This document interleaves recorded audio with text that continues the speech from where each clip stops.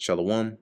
First and foremost, I want to give all praises, honor, and glory to Yahweh, Bahasham, Yahweh Shai, Bahasham, Rechak Kodash. Double honors to the elders and the apostles of Great Millstone, and peace and blessings to the elect. And today we're going to go into the book of Deuteronomy, the 5th chapter. And Moses called all Israel and said unto them, Hear, O Israel, the statutes and judgments which I speak in your ears this day, that ye may learn them, and keep and do them. Because remember, Moses is basically reiterating this because this is a new generation. The Lord our God made a covenant with us in Horeb, same place as Sinai. The Lord made not this covenant with our fathers, but with us, even us, who are all of us here alive this day, and talked with you face to face in the mount out of the midst of the fire.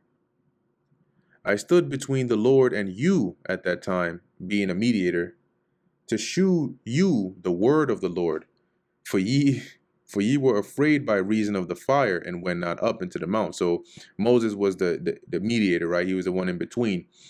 Because Israel was afraid, Moses had to be the one to go into the mountain to hear the words of the Lord and the instructions, and then come down to the people and say, the Lord said this, that, and the third. Do you agree? They said yes. He said, okay. He goes back up to the Lord. Lord, they said they agree. Okay, go ahead and do this sacrifice, and let's make this thing, official. He comes down, and then boom, boom, boom.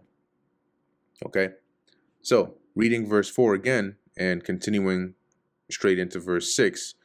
The Lord talked with you face to face in the mount out of the midst of the fire, saying, I am the Lord Yahweh thy God, which brought thee out of the land of Egypt, from the house of bondage.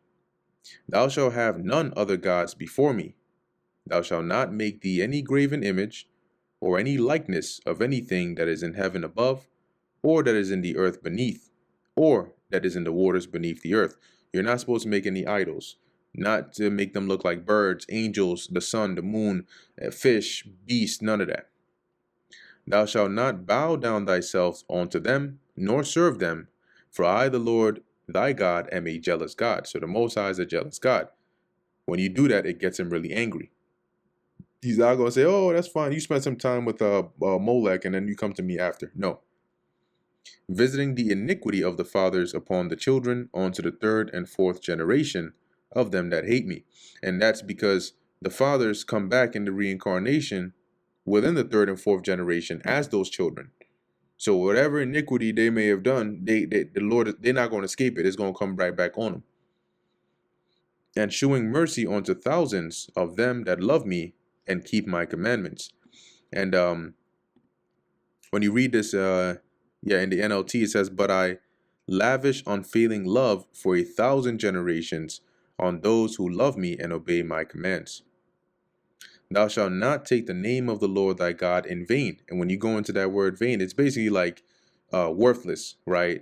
And when you don't regard something, you disrespect it, right? You use it, you misuse it.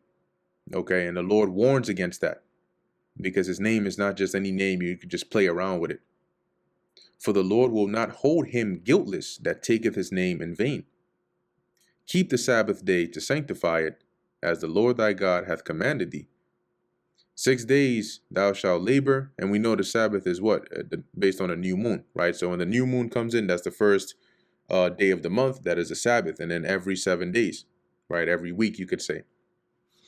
6 days thou shalt labor and do all thy work, but the seventh day is the Sabbath of the Lord thy God. In it thou shalt not do any work, thou, nor thy son, nor thy daughter, nor thy manservant, nor thy maidservant, nor thine ox, nor thine ass, nor any of thy cattle, nor thy stranger that is within thy gates, that thy manservant and thy maidservant may rest as well as thou. So everybody is supposed to rest. No shop, no opening shop, no going out to buy this, that, and the third. Because if there's a buyer, people are going to sell. So you ain't going to have none of that. Everybody got to rest.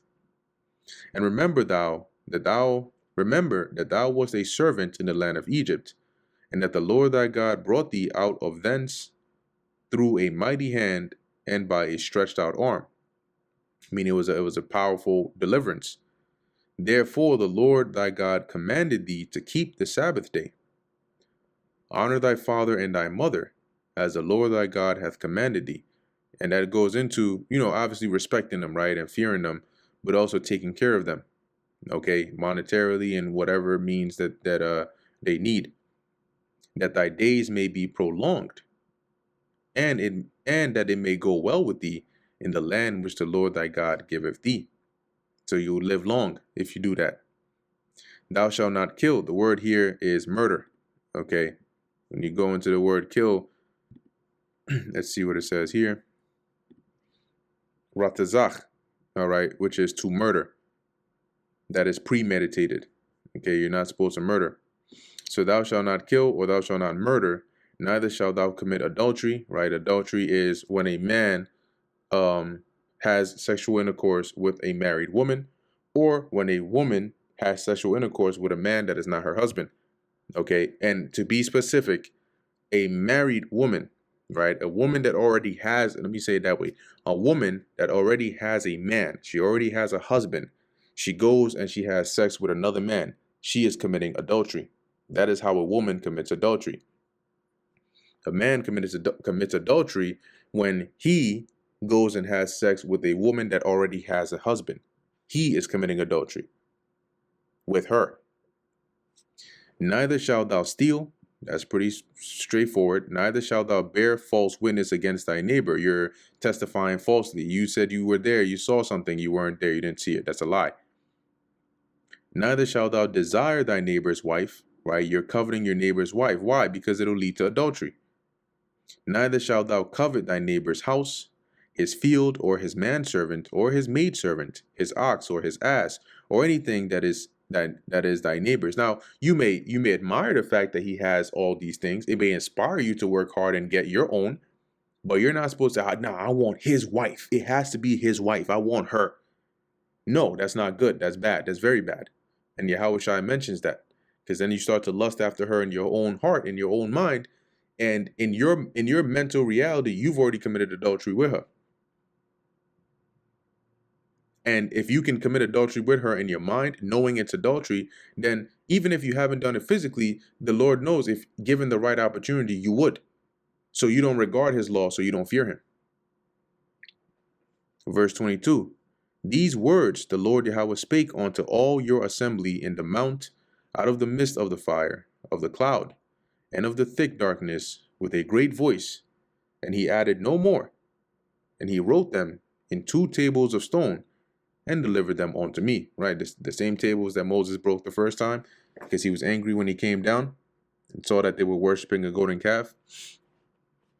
And it came to pass, when ye heard the voice out of the midst of the darkness, for the mountain did burn with fire, that ye came near unto me, even all the heads of your tribes and your elders.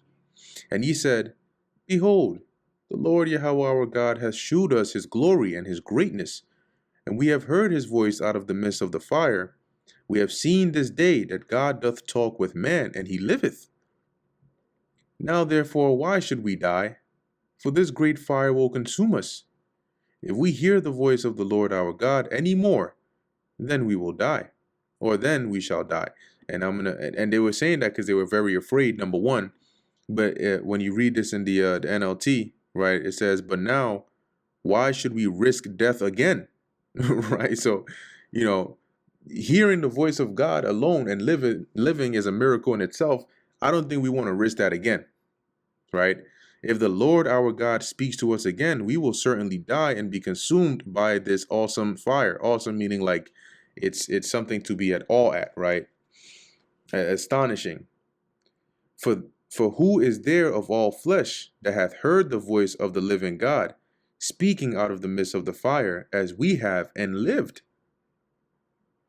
Go thou near and hear all that the Lord our God shall say, and speak thou unto us all that the Lord our God shall speak unto thee, and we will hear it and do it. So you be our mediator. You go and hear it, and you come and talk to us, and we'll do it. And the Lord heard the voice of your words when ye spake unto me. And the Lord said unto me, I have heard the voice of the words of this people, which have spoken unto thee. They have well said all that they have spoken. So in everything they said, they actually spoke right. They spoke with wisdom. Oh, that there were such an heart in them, that they would fear me and keep all my commandments always, that it might be well with them and with their children forever. So the Lord said, for once, these people actually spoke something sensible, right? Oh, that they would always have hearts like this, that they might fear me and obey all my commands. If they did, they and their descendants would prosper forever. Go, say to them, get you into your tents again. But as for thee, stand thou here by me, and I will speak unto thee all the commandments and the statutes and the judgments which thou shalt teach them, that they may do them in the land which I give them to possess it. So I gave you the commandments, right? The 10 Commandments on this the two tables of stone, and that is yes, you're going to have that. But in addition to that, there are statutes, judgments, and so on that you have to teach them as well. Ye shall observe to do therefore as the Lord your God hath commanded you. Ye shall not turn aside to the right hand or to the left. So you're not going to deviate from it at all. Ye shall walk in all the ways which the Lord your God hath commanded you, that ye may live, and that it may be well with you, and that ye may prolong your days in the land which ye shall possess. And that brings us to the end of Deuteronomy, the 5th chapter. Lord willing, that was edifying to the elect. In closing, I want to give all praises, honor, and glory to Yahweh, Bahasham, Yahushai, Bahasham, Rechak Kodash. And until next time, Shalom.